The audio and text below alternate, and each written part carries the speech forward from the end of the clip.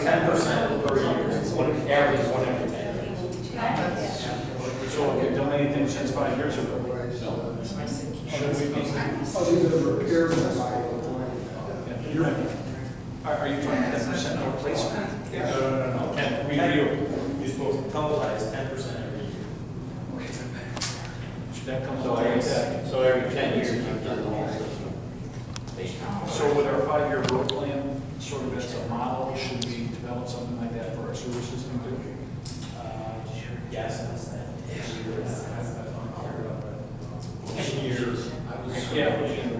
But we haven't done anything in 5 years, so we should probably start looking at something. Start looking Next at budget then? annual inspections, that kind of stuff.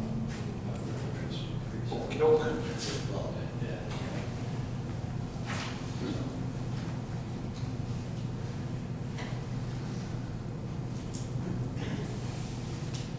No testing it is. Silence.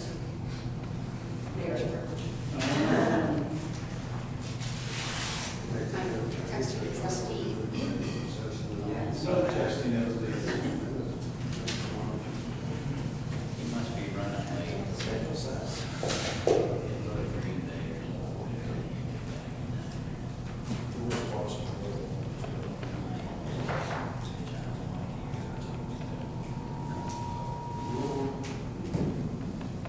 Right, we'll go ahead and start and wait for a maybe we won't. That's good. I think we're good. Roll call, maybe it's because my phone's too close. Okay, yeah, my phone. Okay. The Village of Hainesville regular board meeting will now come to order on Tuesday, July 23rd, 2013 at 7:14 p.m. If everybody will please rise and I'll lead us in the Pledge of Allegiance. I Pledge allegiance to the flag of the United States of America and to the republic for which it stands, one nation, under God, indivisible, with liberty and justice for all. Roll call. Mayor Linda Soto. Present. Trustees Darrenowski. Here. Kreis. Here. Duberstein. Here. Barrett isn't here. Daly. Here. And Washington. Here. Okay, we do have a quorum. Trustee Barrett may be running late. We're trying to confirm what's going on. There is a lot of exciting traffic, so that could be it. If I could have a motion for approval of tonight's agenda, please. So moved. Second. Roll call. Trustees Darrenowski. Aye. Kreis. Aye. Duberstein. Daly. Aye. Washington. Aye. Okay, at this time we'll take public comments. Is there anybody in this big crowd that would like to address the board this evening? Gone.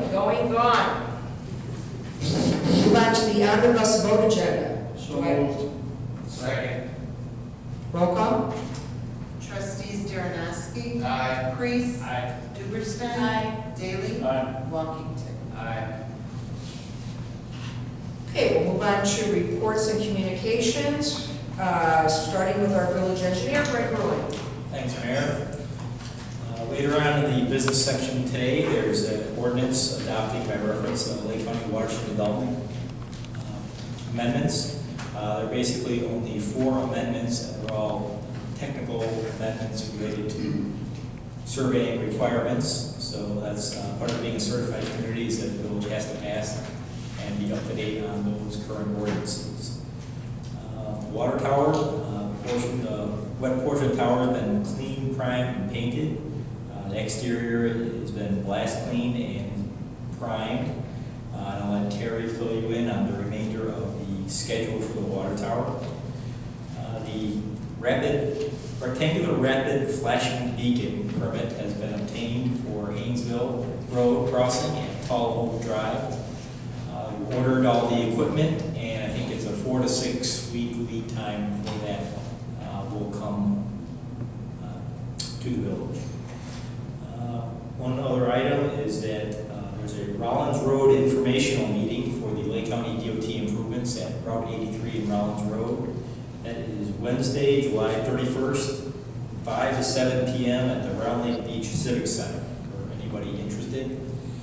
The Rollins Road grade separation and Route 83 is scheduled to start August 2013 and run all the way till November 2014.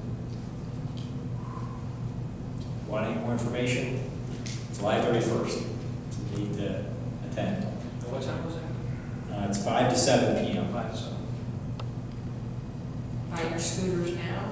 There's a tie into that when, when they start working on Washington, between Hainesville and Cherry Farms. That Next is- year maybe? Hainesville Herring Farms, yeah, that is next year. Bids are due November. And November of this year, November 2013. starting spring of next year, right? Yeah. Man, that's gonna be a mess. McDonald's, I'm not available. And that's hard to do. Okay, It does look like that intersection is going to be open for traffic at all times, so just look over their staging plan. So even though they're doing the underpass, it doesn't look like they're going to be closed to traffic at any time. Well, I think there's gonna be, ComEd gave an easement and they're gonna, Yeah, it looks like that PNC Bank building's going to come down. probably, yeah. Yep. That's- Yeah. They'll build a bypass right there. that other building at the corner too. Yep, that one's coming up. Where the Taylor shoe store was, yeah. I think that's already big. That's all. Okay, that's enough. Yeah. And we'll move on to our attorney, Jim Rock. Thank you, Mayor. This month we reviewed several responses to Freedom of Information requests, working with staff on those. Reviewed some documents filed in the Chapter 13 bankruptcy from an individual who owes a debt to the village and gave some advice on how that will play out. In the end, the village will actually receive payment on the debt just over a period of time. And then finally, also prepared the resolution that's on the agenda later this evening related to release of closed meeting minutes and destruction of recordings. Thank you, Jim. Thank you. Okay, next up would be our Public Works Superintendent, and that would be Jeff Gately. Jeff is not here this evening, and he did give me permission to give the community an update. A lot of people in our community know Paul and Kay Retyke, and Kay has had some health issues and was admitted back into the hospital this afternoon. So Jeff will keep us posted. So let's have our prayers that everything will be okay. What Jeff typed up right before he went out of here this afternoon, everybody should have a copy of his report. I'm just going to touch on some things. I think Greg gave us a good update on where we are with the water tower project. And we're happy to say the water system has been operating fine since the replacement of the soft start. The Emerald Ash Borer project, which you know was delayed to the unusual start to the season with weather, has begun and is going very well. To date, there's been 20 trees removed, and we have had various positive feedback from residents that have had their trees cut. They are pleased with the courtesy of Dave Schultz and his crew, and are also happy about how tidy the sites are being left. The stump grinding should start the first week of August, and you'll be happy to know that we have wood chips piling up to be distributed on the Cranberry Lake Path, and that should start later this week, in fact, okay? We also have had delays with this weather, and also we had some fountains that just weren't working after the winter season, and we didn't know why. The fountains have been returned from the manufacturer. They're in the Public Works building, and the new one, Chris Electric will be coming out to put in the electric, and that will be done very soon. He has in capital letters. So we've gotten a nice stretch of good weather, so we are catching up on a lot of the work. If If you have any other questions, you can shoot me an email and copy Jeff, and I'll make sure that other crew members tend to those items as needed if there's anything else you notice in the community or concerned about. A quick question that you may have the answer to. Part of the, in riding around, some tree trunks are being left, they're cut, shorter lengths, but they're left at curbside. Are we picking those up? Are they residents' responsibility? No, we're taking everything away. The tree stump grinding will begin. No, that's grinding, they're actually parts of the tree. They're gonna be chipping up the trunks. I'm talking about logs about this round. Yeah, Those will be chipped? yeah. Should be, yeah. Okay, all right, because they're piled, I've seen 3 or 4 piles of Okay. logs, okay. Yeah. This second question, Linda, has to do with, and I brought this up to Georgina earlier this evening, some of the pumps, the pond pumps, especially the one near the water tower, I know Jeff has had some problems with it, but over the last couple of days riding by, it's pumping less and less. Do we have any idea, if Jeff has any idea what's clogging these up? We have a good idea what's doing it. We're not sure how, if there's any way to combat it easily. Because we've had such an unusual weather season, we would typically not have this much rain. And I want you to remind you until recently, we've had very little sun on most days. So while you don't see necessarily the algae growing on top, there's algae or plant life that's growing in great abundance underneath and creating floaties Okay. that typically would not be there. And they're clogging the filter, even in the deep pond. So I know there's been discussions with Dave Coulter several times on how best to treat it. And I believe he recently went back to Grower and also Russo to get some input from them. Now, what that has been, I don't know. Okay, Yeah. thanks. Okay. My pleasure. We've had when you think about it, the fountains for such, we haven't experimented with them a lot, so we're really kind of learning we never thought that fountain in the deep water would clog, but it is interesting that it's getting so clogged this year. Okay, at this time, we'll give the floor to Terry Graham from Manhart Consulting. Everyone should be in receipt of a special report, and I hope that you all have had time to review it. I don't think Terry wants to go over it line by line. The mic is all yours, Terry. You have the floor. Thanks, Mayor and Board. I did prepare a page and a quarter report for the Board to review regarding the events of June 21st, which was a Friday when we were having the problems with well 3 operating the system with the temporary tanks. And as the Mayor said, if you have a chance, please read through it. If you've got questions, you can always call me with it. The reason I prepared this was I wanted to make sure that we were clear with everybody on how the system currently operates under the temporary setup versus how it would normally, the water system would normally operate with the 2 wells, well 1 and well 3. Currently, we're using well 3, and it was decided to be used because it pumps roughly 500 gallons a minute, which is a very good output for the availability of water for what we're doing with painting the tower. The village, through the course of the day, averages about 138 gallons per minute throughout the course of the day. You run about 200,000 gallons a day in the village, and so consequently, the 500 gallon per minute well was a better idea, though it's a little higher in iron. Well 1 would be strictly a backup. But what happened on that particular Friday was the soft start that you folks had talked about prior, which is a device put into the controls so that the pump doesn't slam on and slam off. That would be the well pump.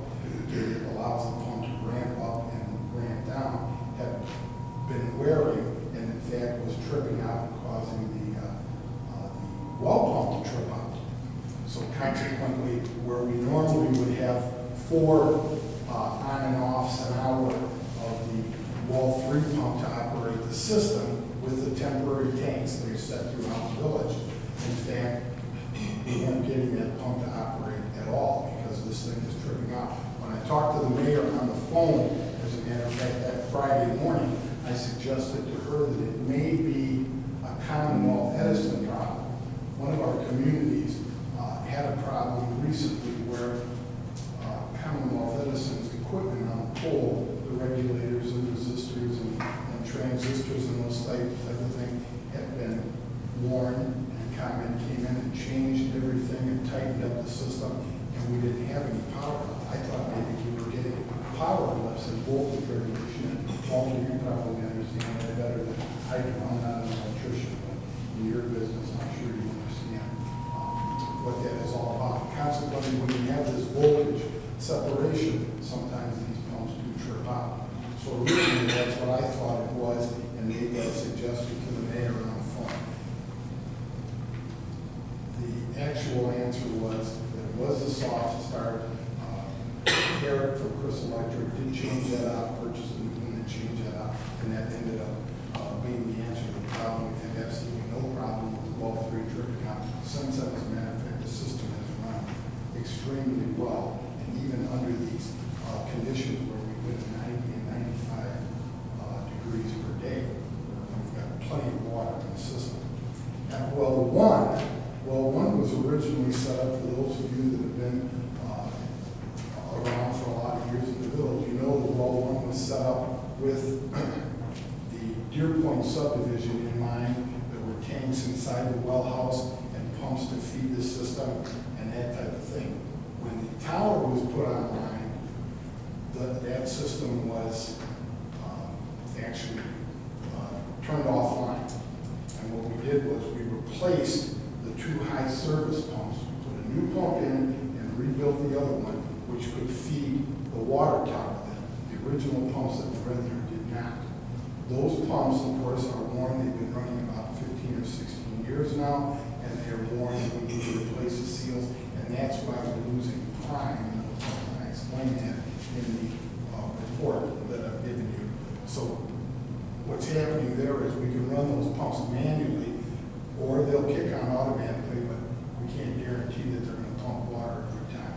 So we need that system to operate as a backup. Let's say we've got a day where we're at 100 degrees and a 500 gallon per day pump is not giving us enough water for a peak time during the day, then we would kick on the backup pump that well one to provide us with more water. Other than that, we wouldn't use that. But the old equipment that was in there was disconnected and discontinued because there was no need for that equipment. And we happen to have former Mayor Tedder, who was mayor at that time, and a lot of that work was done. And what happened was we took all of that equipment down. Some of it was left in the well house. And the reason it was left in there was because of the economics of it. To pull all of that equipment out of there, redo the piping, redo the pumps and everything, at that time it would have been a pretty large undertaking financially. So with the sight that wouldn't be done. So everything stayed the way it was. The pumps did exactly what they did. Well one worked exactly as it should. As a matter of fact, you folks just had well one rehab here within the last, 6 months or so. We're putting out 325 gallons a minute out of well one. So you've got 500 from well three, you got 325 from well one. So the bottom line is that provides a nice backup for the system should we need it. We're in a position now where we're probably 14 or 15 days away from the finality of the water tower project, and everybody can make projected dates. We had a great string of perfect weather. If you looked at the tower recently, you'll see that they really moved quickly in a lot of that project right now. With the primer, as Greg had reported, the primer being completed, this intermediate coat goes on next, which is a very dark green looking color, and hopefully that can be completed by Friday, and then the final coat will be put on the following week. So we're in good shape with that, and the projection is that we'll have that part of the tower done by the end of July. So we're looking at the 30th or 31st of July to be done with that. And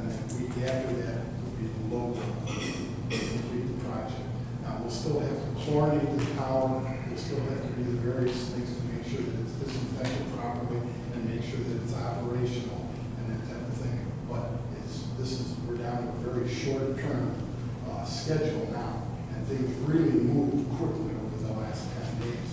So with that in mind, it looks like if not going to work to keep this weather the way it is, we've actually picked up quite a few days here over the last 10 days in our overall schedule. So we're probably looking at that second or third week. I think, Mayor, you may have told the board that we're looking at probably somewhere in the neighborhood of the 19th. Yes, yeah, and the community outreach phone call went out to all the residents and businesses that we're looking to bring the water tower online the week of August 19th. And that's with a little wiggle room, because it's gonna rain again or something's gonna happen. You and I talked about that Yeah. at some length, Yeah. about that time frame. So, and it could be the 16th, whatever, the fact of the matter is that those days are, there is a little bit of wiggle room, as the mayor says, and that's fantastic, but this project is down to the last, days of actual work, so we're finally gonna have this thing completed, and I'm telling you, you're gonna have a very good looking tower. Those of you who have taken a drive west towards the village of Lakemore and have seen what their tower looks like, if you have, take it right. Yours is going to look as nice or nicer than their towers, and theirs turned out perfectly. So we're really excited about it, even though the project seems to have dragged down with some other issues. We're pretty excited about it. Terry, one other thing I'd like to touch on for the board. I know we haven't fully resolved this, but I know we're making headway, and there's the question that came up regarding to payment of rental for the storage tanks that we're using. And so you did receive a reduction in the rental rate. Yes, it went Yes. from 350 to 300 per day. Okay, But but you're still investigating. I haven't done my work with using my diplomacy to get them to drop those last 10 or 12 days of the rental fees either. Because I feel that even though they provided us a service with the tank, they also have to be aware that this is business. And if you want to do business, you got to be willing to give a few things, as far as I'm concerned. I feel like we do a lot for the village sometimes. It isn't recognized by people. We give that extra service every once in a while, and that's okay. We're not putting it in the newspaper. That's part of doing business with a particular And client. you're pursuing that with them, or will be That's pursuing? right. Exactly. So I want that dollar amount dropped down. Terry, I have a question for you. And this may not be the most informed question. Some of it is based on the comments that we were made at the board meeting. So if I say something that isn't fact, please correct me. My understanding is that the plan was that with the tower going down and the well 3 taking the load, well 1 was planned as a backup from the beginning. Okay, if we had problems with this, that'll go. My understanding is that well 1 wasn't tested as a backup lately. So it's kind of, well, it's a backup, we hope it works. But that would have been a man-hard activity. I guess the question is, why wasn't it tested before it was put in the role of having to come online? And then we find out that it's got air leaks, it's old, it's not going to function, it won't carry the load, or won't replace that for a while. First of all, the well itself works perfectly. Just so we know, well 1 works perfectly. It pumps 325 gallons a minute. The water supply was there, but getting it to where it was supposed to be didn't. It worked. What didn't work properly was the high service pumps that take the water from the reservoir behind that well and put it into the system. That's where the problems developed. Because what was happening was when the call was for the backup system to come on, that's where we had the problems with the losing of prime and the air issues in some of those pumps. The reason that they weren't tested was that system is run periodically, sometimes changed weekly, where we would run well 3 as the primary source of water for the town, and then we would switch over and run well 1 as the primary source. So the system worked the way it should. Unfortunately, when that pumps at well one continued to be not run for a while. That's when we had the problem. Clearing the system and priming, not losing the problem. The pumps not able to supply water the way they did. So once the pumps got going and we got them turned on and operating and sucking water out of the reservoir the way they should, they operated fine. It But was, they didn't run when we needed them to they run. didn't run when we needed, we had to manually run them, that is correct. And I guess on that, the question remains the same, why, if we were going to count on this as a backup, why wasn't it tested? Because taking the tower down puts a strain on the system. It's an anomaly, it's a change. And if we, every village and town depends on our water system, why wasn't this backup tested under a strained condition or under? Because it had run normally as well 3 had, every other week in the system. So it operated the way it should. It did not operate over this period of time when well 3 was our primary source and it sat there. Now that probably isn't the answer that you want to hear, but the fact of the matter is, we thought that those pumps were obviously workable, operational, and that there would be no problem in the automatic mode. That's where we found the problem to be when we needed that backup. We were wrong And that happened. to now. One other point of clarification, just from my understanding. When was the last time that well would have run or did run prior to this incident?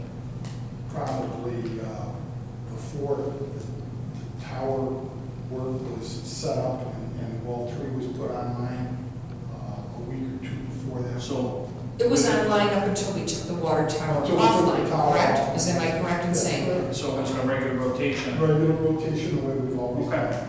All right, thank you. Those pumps run also with the water tower in, Those high service pumps, they actually feed the tower They feed at it. well 1. well, At well 3, now, just so if you have the water in the tank, now you wouldn't be losing your prime because you'd have that pressure from the tank feeding back into there to hold it in That's place. right. And the pumps were set, flow technics did their testing when they put those pumps in, and they tested the GPM on well 1 versus the output of the high service pumps, and the flow system in that reservoir was set such that they never lose prime.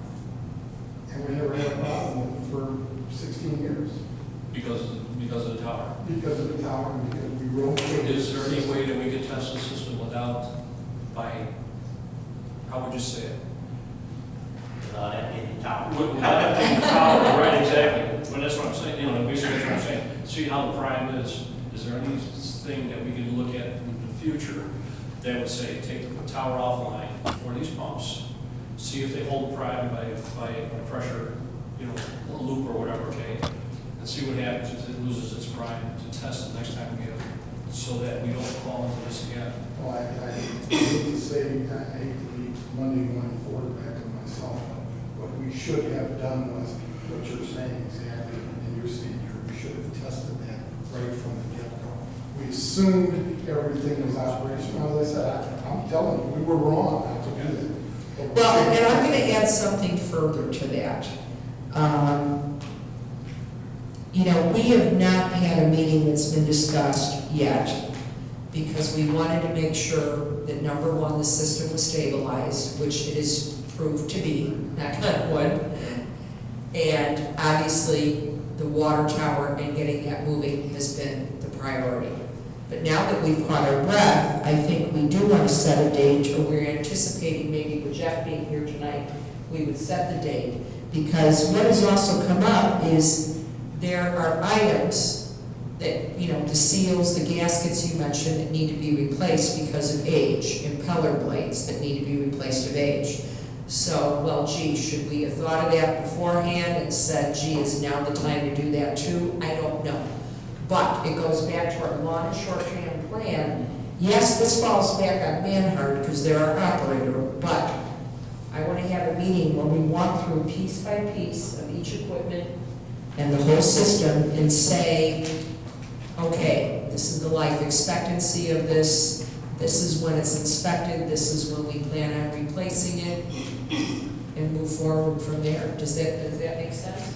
Because now, correct me if I'm wrong, I mean, literally, the manufacturer just got back to us, or what was the company, Chicago Metropolitan, asked a low technical for a quote. This information Terry's been begging for, we just got it, Jeff hasn't even seen it yet. But they're saying, well, gee, your gaskets or your seals are 16, 18 years old, or the impeller blades, right? You're lucky that's about the lifespan.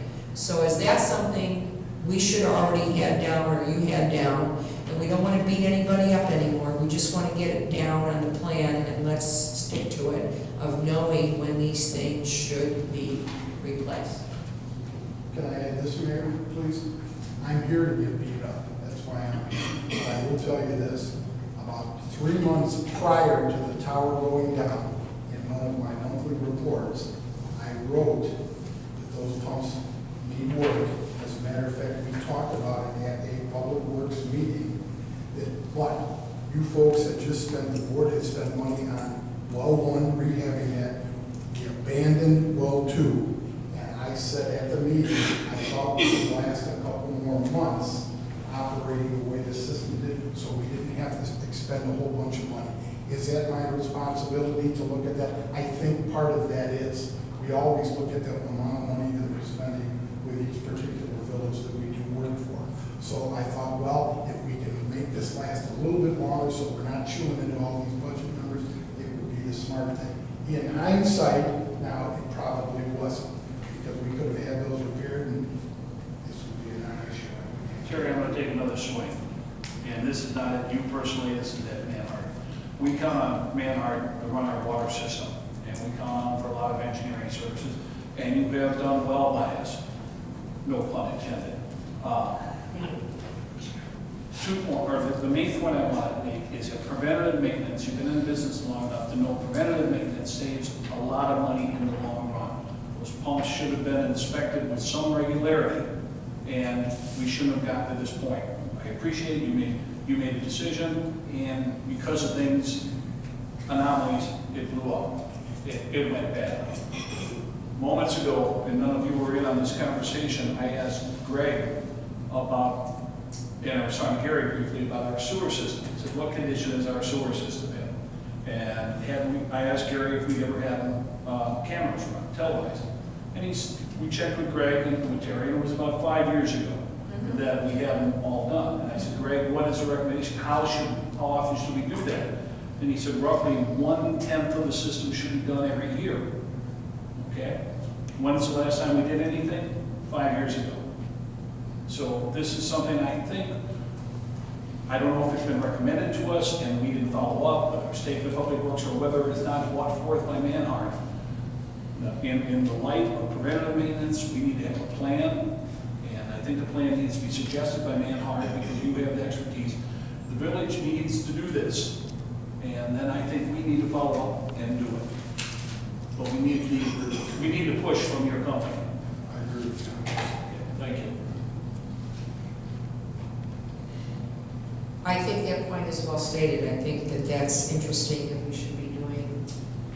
And it has been brought up casually in different conversations, but we need to start having these conversations before the full board. On a positive note, we did do that with Craig's recommendations for the roads in the village. We presented a 5-year plan, we budgeted for it, and we've been following it. And we're actually ahead of the game, and that's good. That's what we need for all our systems. Is there any other comments or questions at this time? Okay, so our goal is, we'll get a status from Jeff and his family issues, but we will get a date set in the by the end of the week. I'd like to have a date set that we're going to have that meeting, okay? All right, thank you, Terry. Thank you for coming on. Thank you, Terry. Thanks, Terry. Okay, at this time, we will hear from our new building official, Aki. Thank you, Mayor. Good evening, trustees. This report is partial because it's not the end of the month yet, but we issued total 7 permits, 2 were sheds and 5 occupancy permits. Now, out of 5, 4 is a new permit, 1 was just a re-inspection, and we did collect the money because it was a failure. So that's the reason we put up another 5 after this. And total number of inspections, we have 12. 1 rough, 1 is some installation, 1 40, and 5 occupancy permit as indicated number of the permit. And 2 miscellaneous and 2 complaints. We'll total 12. And the final reports will be completed end of this month, and they'll report to you guys beginning of August. Okay, thank you, Aki. Thank you. One thing, of course, that should be no surprise, again, to the unusual start of summer, people are doing a lot of projects at the end, given the weather. And also, I don't know how much the economy comes into play either. I know everybody's tired of hearing that word, but it is what it is. So we'll see what projects come in now that the weather's being a little more cooperative. Our EMA coordinator is working late, but he did ask, number one, or wanted me to announce that the next EMA meeting is August 12th here at the Village Hall at 7 p.m. And also just wanted to add, we had a couple recent power outages, and EMA responded quickly as far as being made aware of what the power outage was, confirming that the generators kicked on at our Village Hall and Public Works Building, and did the checkpoints, and we're on standby and ready to go in case there was a need for a cooling center or any other long-term needs. So it was a nice growth for them. Linda, did you find out, you and I talked about this briefly, is there any way for us to get the Village Hall emergency generator to run? I suggested if you turn off the main breaker, instead of the on-off that we experienced. I explained to Jeff, and Jeff said, yeah, that makes sense.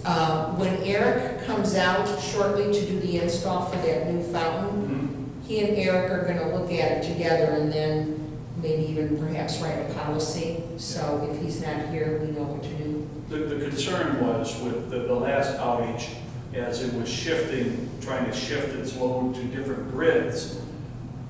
It kept kicking down. As your letter explained, or your note explained, the grid was overloaded and would shut down. A lot of us had brownouts. What we're phasing it out is it was the 3-phase main that runs along Hainesville Road. So 1 wire broke, it hit the ground, so Commonwealth Edison shifted it, then the 2nd wire came down, which took out the 2nd leg, so it was phasing in and out, and what we really didn't want to do is bust up because it was phasing in and out, what I was doing is putting an abnormal load on the breakers that kick in the generator, so the generator kick in, start, shut off, kick in, shut off, kick in, shut off, and that's what the problem is. We have to, figure out if we can set it up to, when the power goes down, bam, it turns on and it runs, and it doesn't shut off until everything is completely restored. I'm not an expert on it, so I don't know how to do it, but The question was, yeah. My experience of what we have, our generators at work, okay, usually what happens is there's probably we'll run a lot off on batteries first, okay, and then what happens, the generator takes about 5 minutes to kick in. Kicks in the power, it stays on for a half hour after power is restored.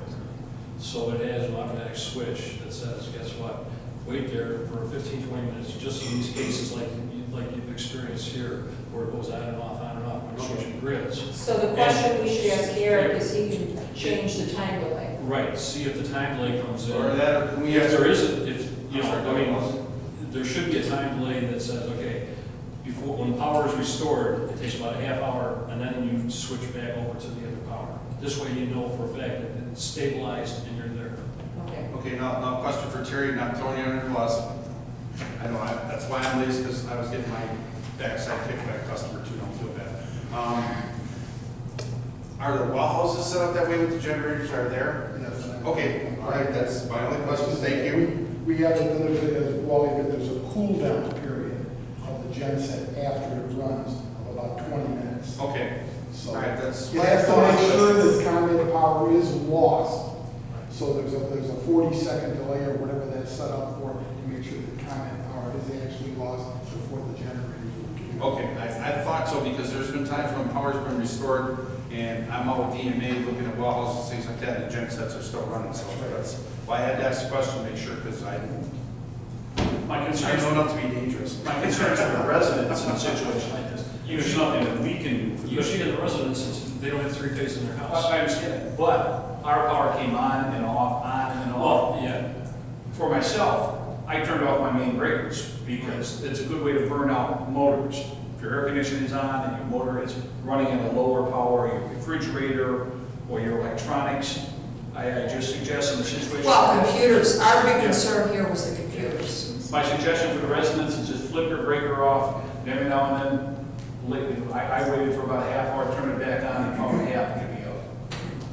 I just didn't want to fry my stuff. That's why I have 3 generators. Well, that's maybe even something to do an article on, I can bring that up to public safety or EMA. Do an article on tips like that? Yeah. Something like Okay. that? Okay. Well, I'm surprised that the manufacturer didn't recommend something different for these generators on a time delay anyway. That's. Well, I believe, without Eric or Jeff being here, that time delay is adjustable. I think it's just, it's just a matter of them changing it, so, should be. yeah. So I think What we'll was just, it, page 72? you know, not that this doesn't ever happen, but we have never had something go back and forth ever that much with power, at least not in my end of town. I mean, I can't remember the last, usually it's out, maybe Yeah. once or twice. That was excessive. This was on. This was very odd. With the smart grids, okay, them being that quick to react. Well, this had nothing to, this is why we need smart grid. Well, what I'm saying is they had a quick reaction to switching all these, okay? And what they didn't realize is they kept on putting the power back to the down line, okay? By changing it from the other grids. So now what happened is, that's why it overloaded that, so that one went down. When everything was, it was just kept on spiking different ones until they finally said, oh, stop. Now let's figure out how we're gonna get around. But they this couldn't area." stop until the trucks got out there. Right. No, That's what I was the told. connections were physically failing because of the load. The load is set Every to time they transfer. switched it into it, it was. ComEd told me the load is set to transfer, it throws it somewhere else so that you get your power back. But the power demand was so great because it being a peak time of day, heat, excessive heat, air conditioning running. And so it kicks back and it either tries to kick it back to another grid or it'll wait a few minutes and try to go back to the same grid. And I was told, right or wrong from ComEd, that there's no way for them to stop that until they physically get a truck on site to manually stop that. Well, what was happening is that they broke one line, I mean, literally broke where they spliced it Yeah, together. yeah. And as they kept reloading that grid again, it kept on taking out the other splices, so they took out all 3 phases out there at Hainesville Road. They had all 3 of those high tension lines that run along the west side of Hainesville Road, laying on the ground, arcing and smoking and burning up this guy's front yard. All 3 of them wouldn't have been down, or we wouldn't have got any. All right, well, I think we're not gonna solve this tonight, so let's move on. Okay, Shocking. we're at the treasurer, Okay, Kelly Hensley. just to update the board, I spoke with our auditor, Bethany, who's overseeing our audit, spoke to her last week, and we can expect hopefully a rough draft audit within the next 2 to 3 weeks. Woo-hoo. So hopefully by the August meeting, we'll be ready to present that. Okay, So that's all I have. okay. Our village clerk went home not feeling well today. In fact, I drove her home. And our lovely deputy clerk, Roseanne Stark, is filling in and doing an excellent job. Roseanne, do you have any announcements? I don't know if you have time to talk to them.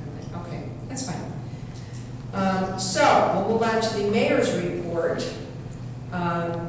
Couple updates I want to give you. Groot officially did file for their permit on the transfer site station. And so if you go to the SWALCO website, that application with all the various reports is on there and you can look at it. I caution you to not hit your print button because it's over 1,000 pages. Good. And it's not necessarily easy reading.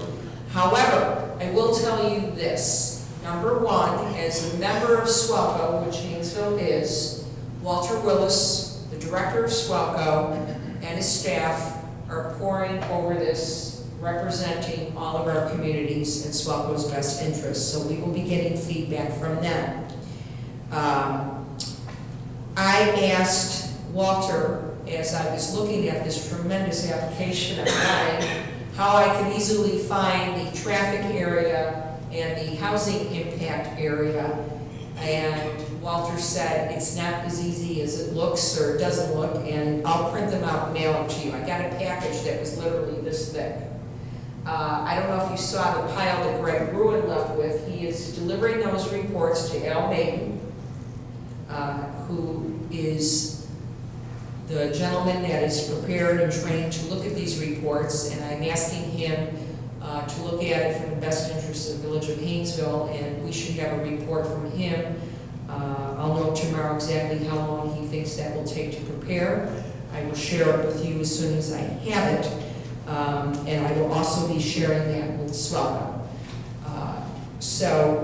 We want to have this done in advance. The first hearing starts September 23rd. So the idea is we would want to have our statements or feedback prepared well before that to be presented at those hearings. So one step at a time. I just want to let you know that we are paying attention to that.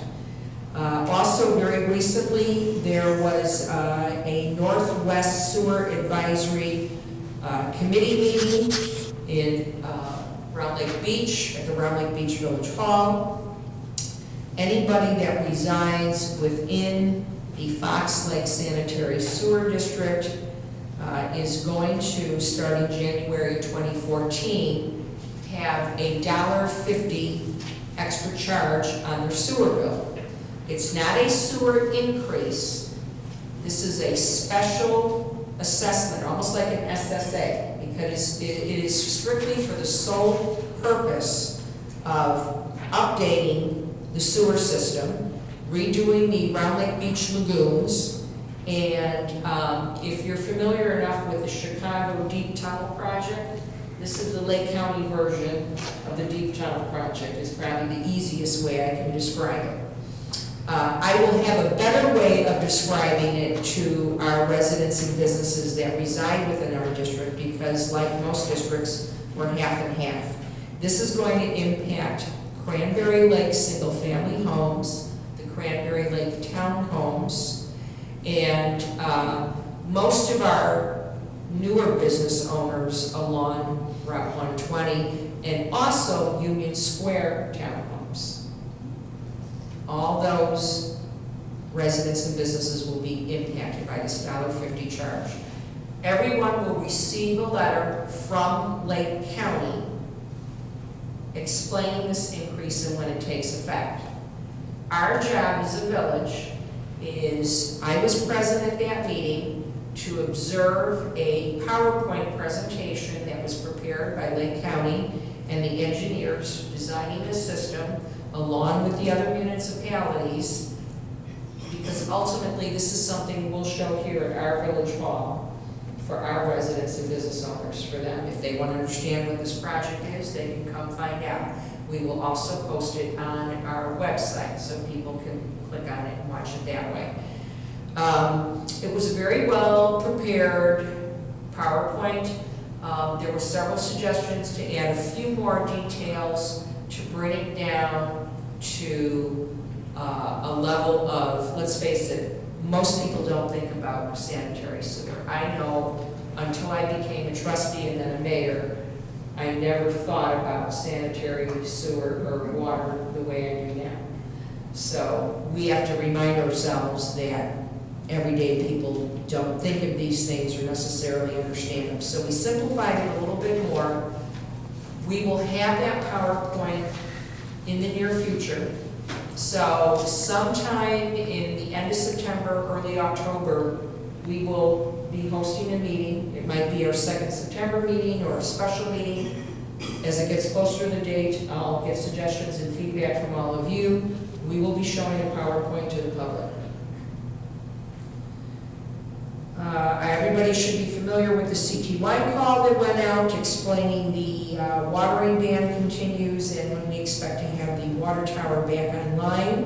One final note, Georgianne will touch on this in her report. I don't want to take away a lot of her thunder, but I did attend a meeting with Trustee Duberstein. She is our designated rep at the BEST organization, and I was asked to be there as mayor of Hainesville. The Round Lake School District is working with BEST and other agencies to prepare a very special welcome to the students returning to the schools in the Round Lake School District this year.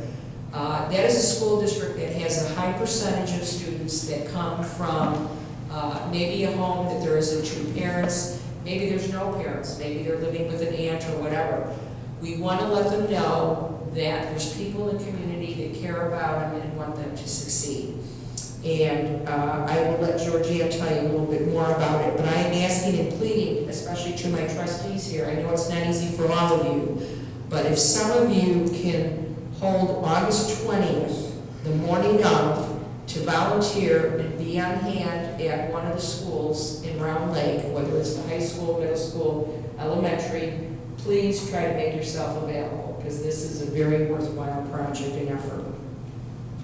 With that, I will be quiet and I'll move on to the standing committees, and we'll start with Finance, Trustee Daly.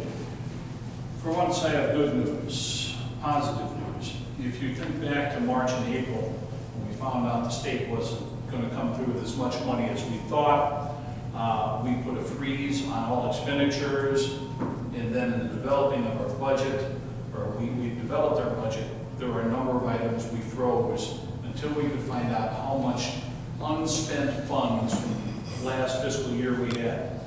Kelly and I spent some time together this week, and she presented me with some figures, and thanks to her calculator, corrected one of my mistakes, and we have $145,000 in unspent funds from last year. Roseanne, I'll give you these figures so you don't have to try to write them all down. And this is how the Finance Committee agreed to expend those funds tonight. $53,600 will go to unfreeze all the budget, all the projects that were placed in this year's budget, but were put on hold. $30,000 will go towards the water tower